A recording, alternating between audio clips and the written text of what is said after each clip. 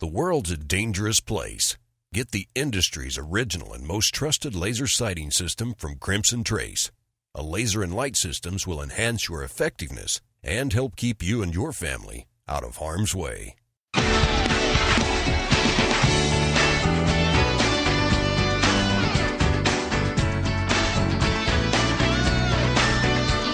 Welcome back to Gun Talk, broadcasting on almost 200 great radio stations across America. The #1 national voice in defense of your Second Amendment rights. To be on the air with Tom, call us now, 866-825-5486 or 1-TOM-TALK-GUN. Now, here's Tom Gresham. All right, round two. No, we have to do the whole round thing after the fight last night, which I don't care the slightest about. It's just me. Hey, don't care. That's fine. If everybody wants to do that, it's wonderful. We all have our interest. 866-TALK-GUN gets you in here, 866-825-5486. You can also shoot me an email, tom@guntalk.com. And, of course, we have Twitter running. I'm at GunTalk over there, and you can make comments over there as well. Now, we talk a lot about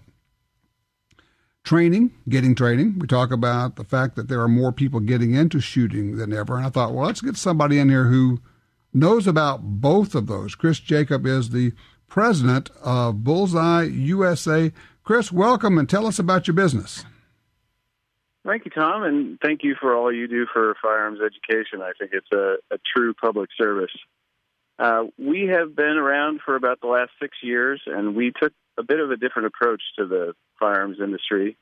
Our focus is as an education-oriented, consumer-focused company. So what we think is that there's a number of new consumers, several million of them that have come in over the last few years, and they approach the market, I think, a little bit differently than the enthusiast marketplace that we've seen over the last 100 or so years in the U.S., and education is a very, very big piece of that. So our approach is to educate first, have a conversation, and hopefully a lifetime relationship with those customers, and teach them as they progress through their retail experience. And that's, like I said, sort of a tangential approach, I think, at least it was 5 or 6 years ago when we started. Well, now, are these gun stores with ranges? Are they ranges with gun stores attached? How do you position them? Well, it's an interesting question. The model is training centers with retail presence within. So 2 of our 3 stores have training centers. The one in Nevada and the one in Marin County, California, have training centers. One of them has a 10-lane indoor range, and then we utilize what we like to say is a state full of ranges in Nevada, leasing outside space and leasing other people's ranges for long-range precision classes and wilderness survival classes, as well as all the normal stuff like handgun, rifle, and shotgun basic, intermediate, and advanced classes. And then we can do, some more interesting stuff like long-range in that environment. All right, now let me ask you, when I got this note from you, and you're kind of going through comparing last year and this year, it was startling. It actually reinforced what I thought I already knew, but describe the increase that you've had in people taking training from last year to this. So, as I said, we teach across a spectrum from very, very entry-level shooters all the way to, special operations folks and law enforcement and so on. And we saw 243 classes in Q1 of 2014, and we taught 511 in the first quarter of this year. So we think that hopefully justifies the model and all the investment that we've made over the last 5 to 6 years, and shows us that the consumers that have entered the marketplace not only want to buy the hardware, but as we used to say in the technology world, which is where I came from, they need the software and the operating system as well. So who is taking the classes now? Well, interestingly enough, it follows some other sort of universal trends that we've seen over the last 5 years in the firearms industry. 51% of our students are women. As a result, over half of our instructors are women as well. So what we found is that women will ask questions and be comfortable having conversations with a female instructor that they aren't necessarily comfortable with, your normal traditional firearms instructor. Now, it's interesting because about 10 years ago, I started ringing the bell and shouting from the rooftops that we need a lot more women firearms instructors, whether they're tactical or basic handgun or whatever it is. We just needed women firearms instructors. I started this about a decade ago, seeing where it was going. And what you're saying is that, yes, women are more comfortable with a woman instructor. That's what we've seen, and we've taken a variety of different approaches on the training side. We've gone the traditional approach of send them to gun site and get them traditionally trained up and do all the NRA classes and so forth, which we're grateful for. But we've also found, if you will, diamonds in the rough who came to us with the very same challenges in terms of personal security and safety with firearms that we see in our consumers. So we have one instructor who's absolutely, without question, probably the best shot in the house on most days. And she came to us from a very challenging gun safety situation that she came up against, and one of her friends happened to work for us. And now she's both teaching and running the range most days, as well as just being a great advocate for like I said, the challenges that women and all consumers face when they first get in, which are safe handling, what are the fundamentals of firearms ownership, and how do we deal with these challenging personal security issues. We're talking with Kris Jacob, president of Bullseye USA. The website's bullseyeusa.com. Kris, question for you here. Is there opportunity, if there's a woman out there or a lot of them who are thinking, I could probably do that? I think what I hear you saying is if you had more women instructors, if they were more around the country, there would be classes. They could fill classes. I believe so. And it's interesting. You don't necessarily have to be a world-class competitive shooter, although we have great examples, and you have them frequently on your show, of world-class competitors who are women. I think that's coming up more and more over the last 10 years. And you could just be a great teacher or a great communicator. We look for qualities in our instructors of being a part-time instructor and a full-time student. And if you have the ability to teach that material with some spirit and some, the enthusiasm that we likely see in our instructors, then you can do it. It's funny you say that because I keep thinking you do not have to be the best shooter out there, but what you have to be is a good teacher. And I'm thinking of all these women who either are or have been teachers in their lives. And frankly, every woman has been a teacher at some point because teaching youngsters, teaching somebody, it's just, I look at that and say, if you are willing to teach, if you have that urge to help other people, this is a place where you could go with this. And I think it would be a terrific thing. And the more women instructors we have, the more women are going to feel comfortable taking classes, and they're going to be safer. They're going to get the right guns. They're going to learn how to shoot well. It's a wonderful thing. Kris, I appreciate you spending some time with us. Sounds like your business is going great, man. It's going well, and I think we're seeing kind of a sea change in the industry as well. The education side of the business is enthusiastically being approached by all the dealers that we deal with across the country. They're sort of banding together under the education banner through things like AFRA and other organizations that are getting retailers talking with one another. And we appreciate the fact that everybody's looking at the things that we've found to be really, really important. We don't think it's a good idea to put these tools in the hands of folks without giving them the opportunity to be able to safely and effectively use them. Yep, make it available, make it attractive, make it friendly, and make it possible, and they will show up. Again, Kris Jacob, president of Bullseye USA. Check it out, bullseyeusa.com. Appreciate you being here. Congratulations. Carry on. Doing a great job out there. Yeah, if you are a woman and you think you might be interested in this, I would ask you to commit. become a certified firearms instructor. It's wonderful. In fact, if you're a woman who has done that, if you are a female firearms instructor, I'd love to hear from you. 866-TALK-GUN.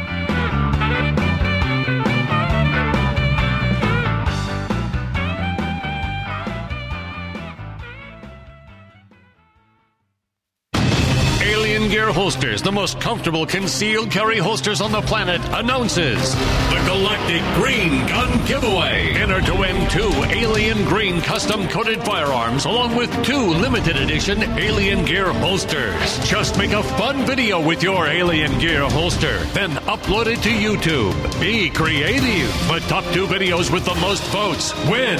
Visit aliengearholsters.com for voting and contest details. The Ruger LCRX is a variation of the LCR that features an external hammer, allowing it to be fired in single action mode. The LCRX can also be fired in double action mode.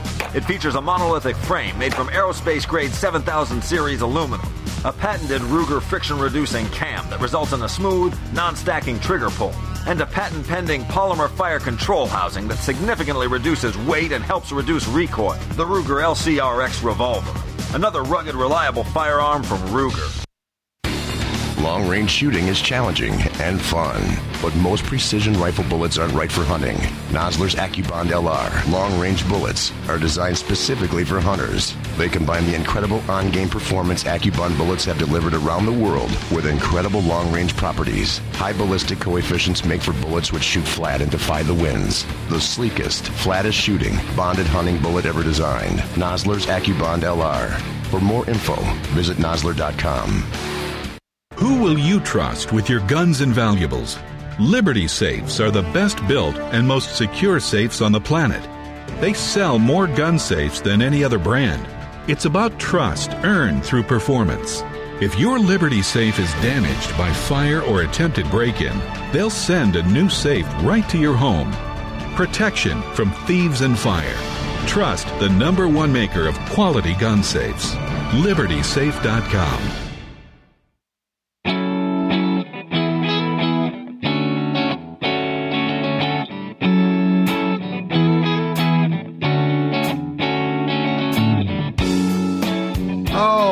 My goodness, we get these letters. I'll get to this in a minute. It's a reloading question, and first of all, the answer is going to be no. Okay, we're going to get to that in a minute. Line 2, Steve's with us first. Hey, Steve, thank you for your patience. Sure, Tom. Hey, I had some comments on the 41 rimfire Derringer. Okay. There's a man in Texas named Bob, I believe it's Bob Haley, Hayley. Terry Whelan uses his products and writes about them quite often. He's a scientific hobbyist, and he gets these old guns to shoot. What he does, he'll take brass, don't know where he gets it, he'll drill out the edge of the base, and he'll insert a 22 rimfire blank, not a loaded round, but a blank, and that acts as the primer. And then he loads it with, I don't know the specifics, I don't know that much about it, except he would be a source. Of course, it's all custom-made, mostly one-off, so it's not something you go out the range and shoot 50 rounds and as accurate as your Colt Python or anything, but just to get the old gun shooting, It's probably worth the investment of a few dollars. So Bob Haley, Hayley, I think that might help him get direction. Bob Haley, Hayley. I've even got a phone number for him. I'm going to, if you go to rimfirecentral.com, you can find out information about it. But that's great information. What else you got for me about the 41? Well, that's about it on it. That's all I know. I've never fired one. Don't have really interest in it. But anyway, that just jogged my memory, and I thought we'd help the guy out a little bit. Well, I appreciate that. I've stumbled upon a phone number, and thank you for the call, for Bob Haley. I do not want to give this out on the air because I don't know if it's correct. And before I send everybody calling somebody, and they're going, I don't know, I never heard of Bob Haley. Well, it's a number I got off the internet. Well, how could it be wrong? Yeah, right. Okay. I got this email. I'm ready to reload 223 for the first time. I already do 9mm and 45. My question is, I have a 5.56 rifle. Almost everything available is 223, including most information on powder charge. I can see that 5.56 uses less powder than 223. I believe it's because of the difference in the space between the chamber and the barrel changes the pressure. I'm not sure what that is. Do I use 556 info or 223 info when reloading? Yes, you do. I'll get to that. He says, and here's the critical part. Listen up. I will start with 30% of a full load and work my way to 80% max. We're just going to stop right there. No. Don't do that. It's dangerous.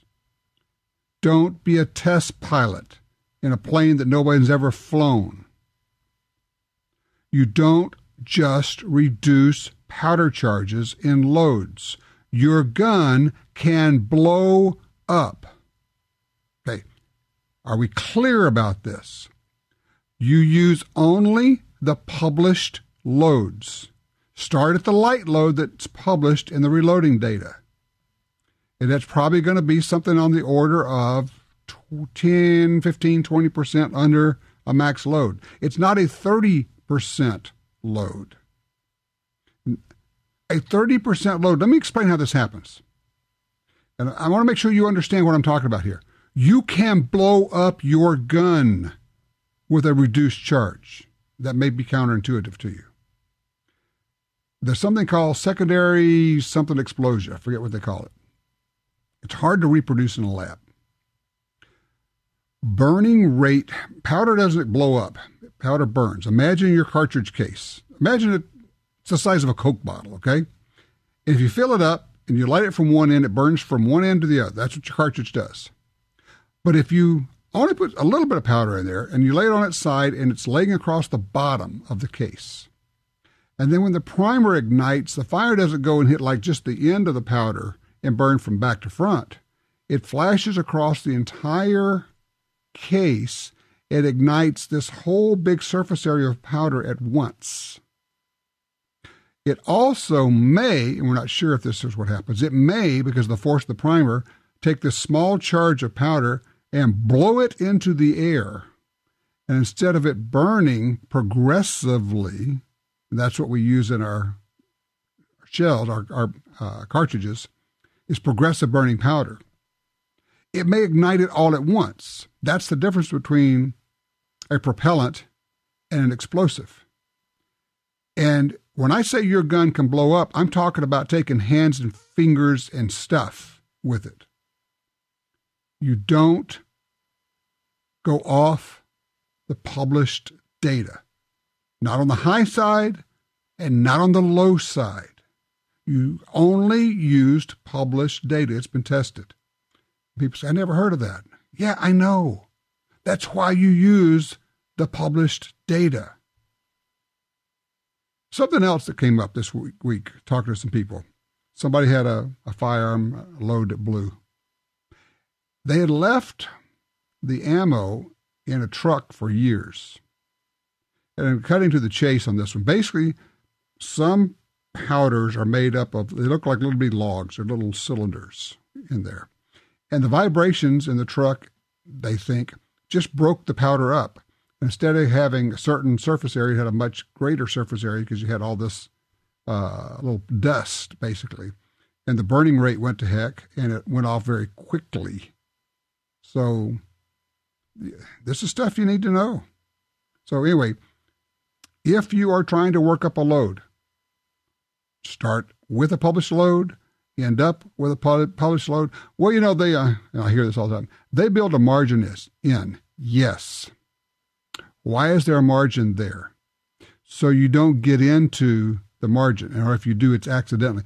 If you move yourself into the margin, you remove the margin. Now, if it's a hot day, if your load got hot, if you shot several rounds and your barrel is hot, and now the next load goes into your barrel, and it sits there for 5 or 10 minutes, basically getting hotter and hotter and hotter. When you torch it off, it blows because you used up the margin trying to make a magnum out of a cartridge that wasn't a magnum.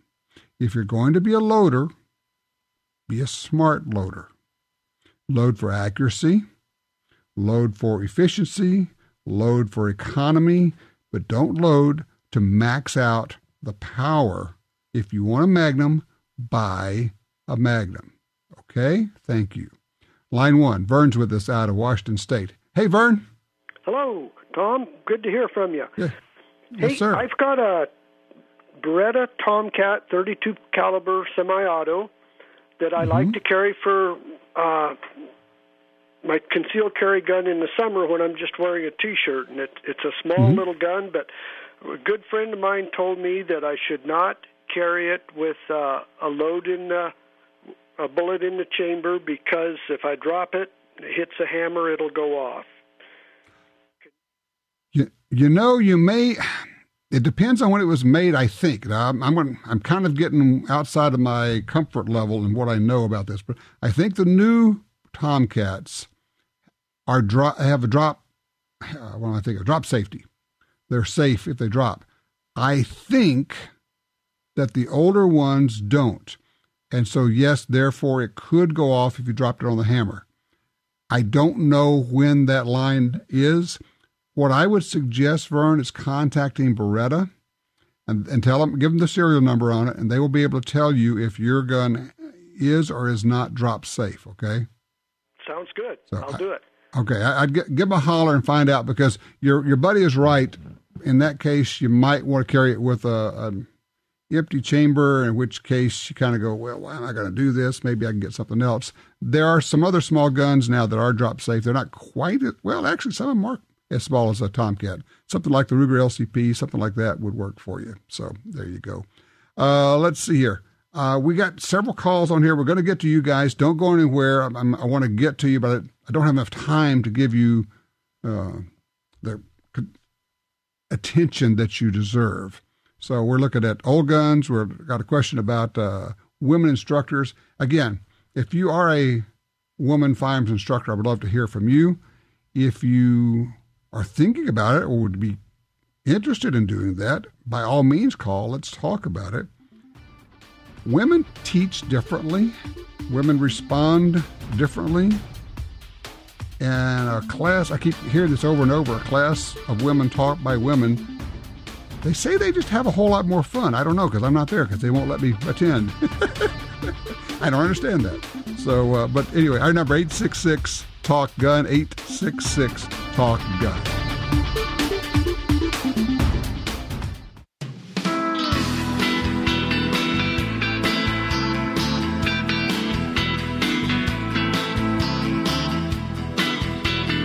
Now broadcasting nationwide on radio, via satellite, and through downloads, iTunes, the GUNTALK app, and other podcast clients. You're listening to Gun Talk with Tom Gresham. 866-TALK-GUN, get you in here. We're talking about a number of different things. Got multiple threads going, but one of them is women instructors. We have all these women. We just had a guy on that they've taught 511 firearms courses in the first quarter of this year, and he said 51% of their students are women. That is a huge change from a decade ago. Huge. And it has ramifications for us in a lot of different areas, not the least of which is in politics. And I've been saying for a decade we need more women instructors, more women firearms instructors. So, I think it's key, because if women feel more comfortable taking a class, they will feel more comfortable shooting. They will enjoy shooting. Once you start to become a shooter, you are forever vaccinated against the gun ban nonsense of guns are bad, because your personal experience trumps what they're telling you. And so I'm asking, if you are a woman firearm instructor, or if you thought about becoming one, give me a holler. We'll talk about it. David has called us from Medford, Oregon on line 2. David, you got a question about this? Well, actually, I've got a significant other that is a martial arts instructor currently. I introduced her to shooting, and she took to it like the proverbial duck to water, and it is something she's expressed an interest in doing, is becoming a firearms instructor. And I had told her, I said, with her martial arts training, that becomes another martial art that she could teach. Yes. But I was just curious if you were, because I'm an NRA Class C coach, an NC2A coach, and was a small arms instructor in the military. But my experience goes way, way, way back, and I haven't taken any formal training outside of the NRA classes that you have to do for the certifications there. But if she was wanting to pursue that line, what would be the best course of action? I'll take my answer off air unless you got something you'd like to ask me. I just thought it was a good question to ask, because other women, and I have also found that other women instructors, once they can instruct anything, they can instruct anything. And it's been my experience when I'm coaching that the female shooters, and I coached high-power rifle shooting and small bore shooting in C2A, the women shooters typically shoot better sooner.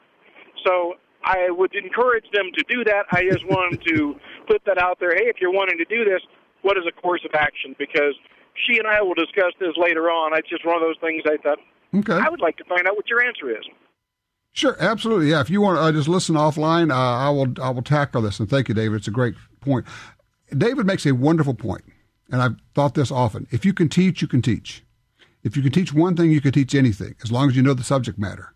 That's the whole deal. Teaching is a skill. There are a lot of people who are good shooters who are lousy instructors because they're not good teachers. When you become a flight instructor, they don't teach you how to fly. They teach you how to teach. They teach you the theory of teaching. How does learning happen? And if you are a teacher, you already know that stuff. You've had that kind of training. But if you're an instructor of, as David said, his wife, martial arts, that's perfect. All right, here's the deal. There are a lot of different paths for this. The NRA certifies firearms instructors. And yes, I know some people say, well, that's kind of a basic level. It is, but it gets you started, okay? And you can become an NRA certified instructor in basic pistol shooting, personal protection in the home, personal protection outside the home, basic rifle shooting, basic shotgun, basic muzzleloading, et cetera, et cetera, et cetera. There's like a dozen of these. You go to the website training.nra.org, training.nra.org. You would take a class with a local, I forget what they call it, training counselor, and he or she then certifies you to do this. And the course is going to cost you somewhere in the $200 to $400 range to become a firearms instructor. That gets you the piece of paper and gets you started. I would encourage you, if you do this, to continue to take courses in firearms instruction, but also go take classes from the best instructors you can find. Because there's no requirement. Anybody can hang up a shingle and say, I am now a firearms instructor. Yes, you are. May not be any good at it, but you are. If you can get to a place like Gunsight or Thunder Ranch or the SIG Academy, go to one of those where they have world-class instructors. Take a class. You don't have to be trained by them on being instructors. Take a class. Watch how they teach. They have a building block method there. But yes, it's, if I'm not even talking about necessarily having to become a firearms instructor as a business or as your occupation. You could do it as a sideline deal. I do this once a month. I do it a couple of times a month, whatever it happens to be. And if you are a concealed carry instructor, I would encourage you to continue to get instruction, become a better concealed carry instructor. I think you would profit from it emotionally, personally, as well as financially. The better you are, the more word gets around. The other thing, and I would tell everybody, if you've only taken one firearms class, you have no idea if it was any good. Now, well, you might, actually. If you took a 5-day class at Gunsight, I just got a note from somebody that just took their first 5-day class at Gunsight. They were kind of like, holy cow, Tom, you're right. Yeah, I know. It's the only thing I can tell people where I can practically guarantee that if you go do it, it will change your life forever. So pretty interesting. 866-TALK-GUN, 866-TALK-GUN. Get you in here. We're going to be talking about taking a gun to the beach. How do you do it? How do you protect it? How do you keep it dry? Also, we're talking about firearms instructors and, frankly, looking for your range reports. If you've taken something out, you've been shooting with a new or an old gun, different kinds of ammo. If you're trying to figure out what kind of ammo for carry, we'll talk about that. 866-TALK-GUN. Get you in here.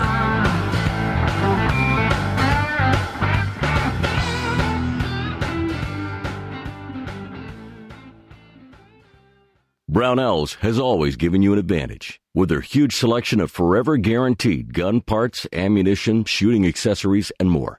And now, they're offering you the Edge. For just $49.95, Brownells Edge covers your standard shipping and any return shipping cost for 1 year.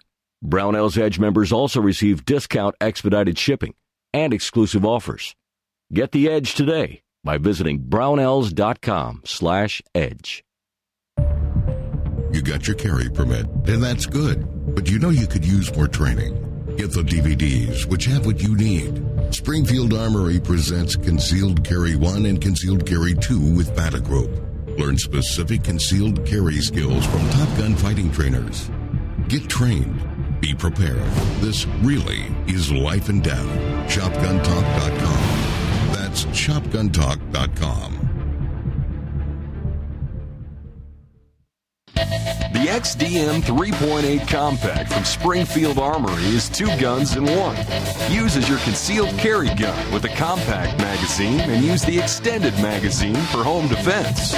Carry 13 rounds of 9mm in the compact magazine and a whopping 19 rounds in the extended magazine. To see the entire family of Springfield Armory XDM pistols, go to SpringfieldArmory.com. That's SpringfieldArmory.com. Everyone knows that dry fire practice can make you a better shooter. Make it count with the Score Time Laser Trainer Target from LaserLight. Use your own gun with LaserLight Laser or the LaserLight Trigger Time Laser Pistol to get great practice and have fun doing it.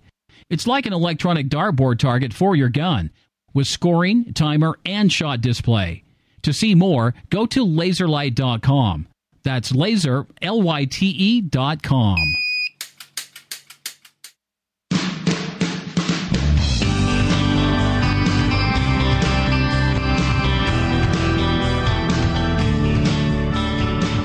I know it makes people uncomfortable when I ask this question. When you see all the reports of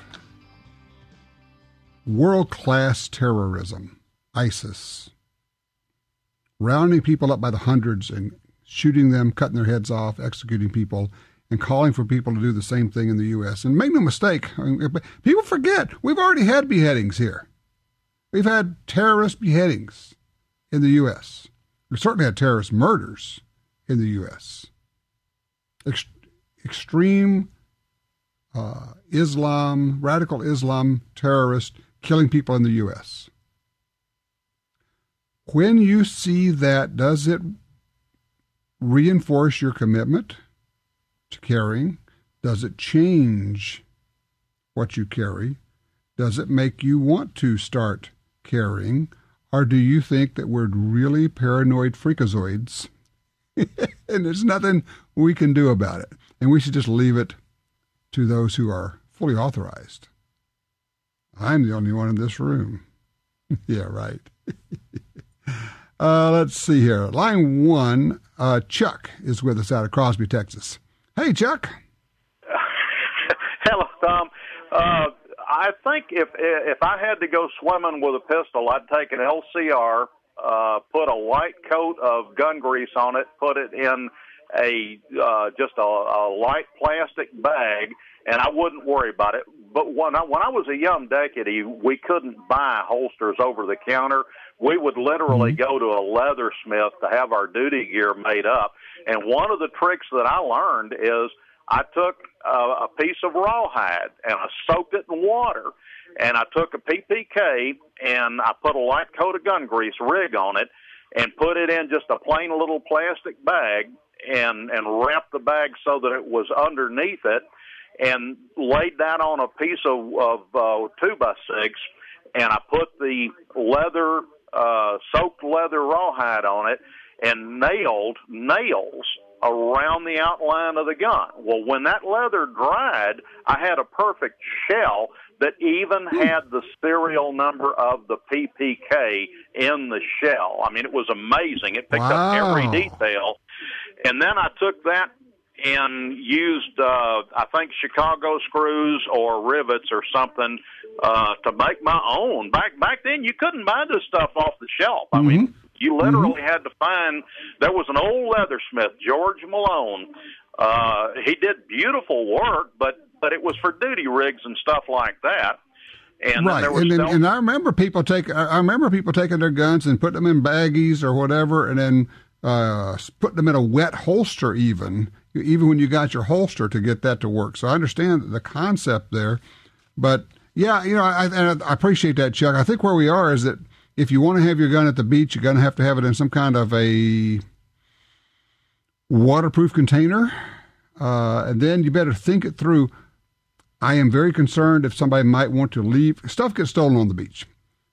You would not want to leave it in a bag on the beach. It would need to be in some kind of locking container that is somehow locked down, or frankly, no one ever leaves that area. If you've got an area where your chairs are set up on a beach or something, you always have one of your party there at all times, just so stuff doesn't walk off. Just a concern of mine. Ken is called in on line 3 out of Raymond, Mississippi. Ken, it sounds to me like you're doing some shopping. Yeah, well, look, I can read all kind of commentary, but I consider you chairman of the board on gun safety and gun rights preservation, and I appreciate you. But when I got older, I started to make a small collection of all the guns that I wish I could have had when I was a kid. They're all cowboy. They're either Creedmoor or Buckhorn, no optic sights, and all the way from flintlock to the Model 12 Winchester, and that's where my interest ends. But I was honored to be able to purchase an original Henry, being the new Henry. Now, I don't mean an actual 1860. This is, as everybody's aware, they have, by public demand, gone back 155 years and reproduced the original Henry by Henry, a made in America. It is a Henry rifle. The only difference is not 44 rimfire, it's 4440. But I just wanted to hear if you had one pass your bench, or if you just had anything. I'll listen to commentaries and blogs all day about it, but I wanted to hear what you had to say about the new original. Let me back up. Did you get one of these?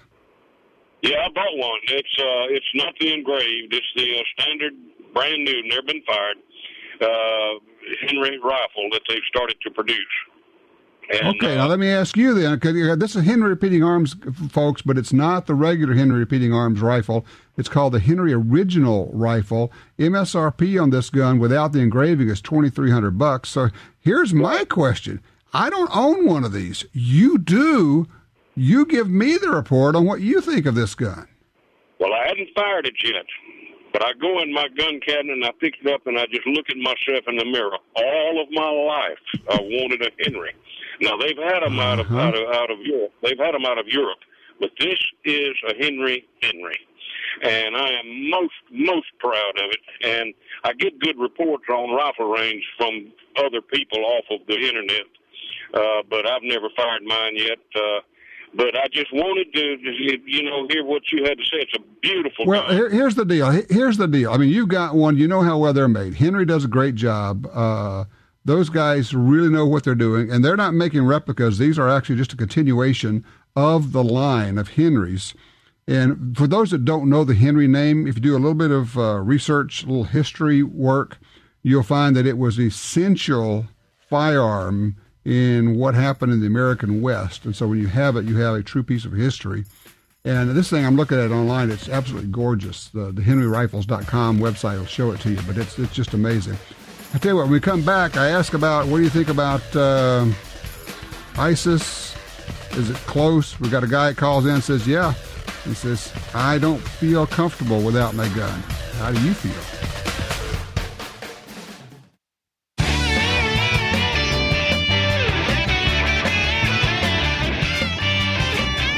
All right, back with you. Let's check it out. Line 1, Joe is calling out of Mexico with, this sounds interesting. Hey, Joe, you're on Gun Talk.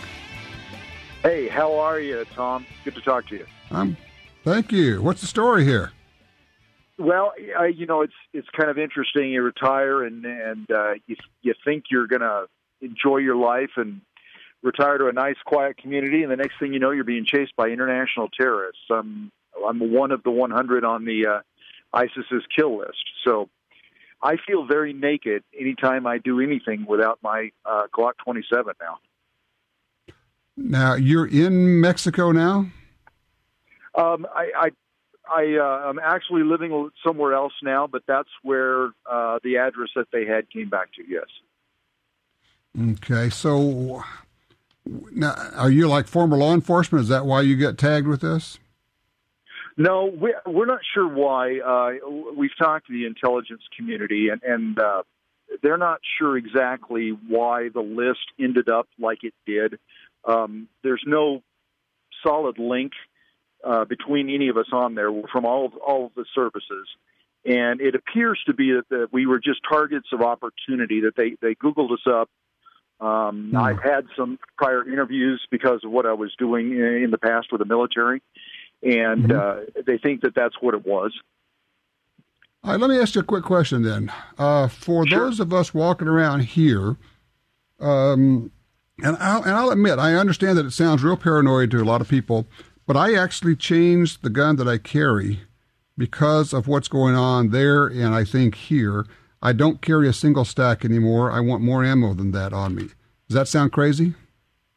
No, it doesn't. Well, and you're getting a jaded picture from me. I was former federal law enforcement before I went back to active duty. So I started out with the SIG-9, and then we switched to the Glock 40. And I fell in love with it. And I carry the 27 everywhere. And I've got, on the side of it, I've got one of the old Uncle Mike's nylon in holsters, clip-on holsters, and I keep that one of the extended mags in the spare pouch there. Ah, okay, yeah. Basically, I'm carrying. Sounds like pretty similar deal. I'm carrying a 9 with 12 or 13 rounds, depending on which one I'm carrying, and another mag with 13 rounds available. And my idea is that all I want is enough to get out of the whatever hole I'm in, but I kept looking at that thinking, I love revolvers, I love small guns, and sometimes I'll carry one if that's what I have to do. But every time I think about it, well, this is probably going to be enough today, and I think, what, are you clairvoyant? Do you know what's going to happen today? If you don't have that power, then why aren't you carrying the most that you can carry that's reasonable, that can get you through the day? So, and I get it. I appreciate what you're saying, but I know that people think, and thank you for the call, I appreciate that people are thinking, really? You think you're going to use a gun to stop ISIS? No, I think I'm going to use a gun to get out of wherever I am. If they're shooting up a mall, I'm not going to try to stop 4 or 5 or 6 people who have AKs or whatever it is they have. I don't have that fantasy. Trust me on this. But I also know it may take more than 6 or 7 rounds to get me and my family out of wherever it is I am. I get it. I understand. There are people who are going, that just sounds nuts. And yet there are other people who are saying, boy, are you ever right. People who know exactly what's coming down. I talked to some people in the intelligence world, some people in the special forces world. I dare say, you won't find a lot of people who are in or have had special forces training who are not carrying. They're not carrying seriously these days because they've seen the intelligence. They know what's going on. They know what the plans are. They know what these people, heck, we all know what they want. They want to kill everybody. They want to kill your children. They want to go into the schools. They want to kill all of them. They want to go into a mall. They want to kill everybody they can kill. And they don't care if they get caught. They don't plan to get caught. They want to go out that way. You might just consider that possibility.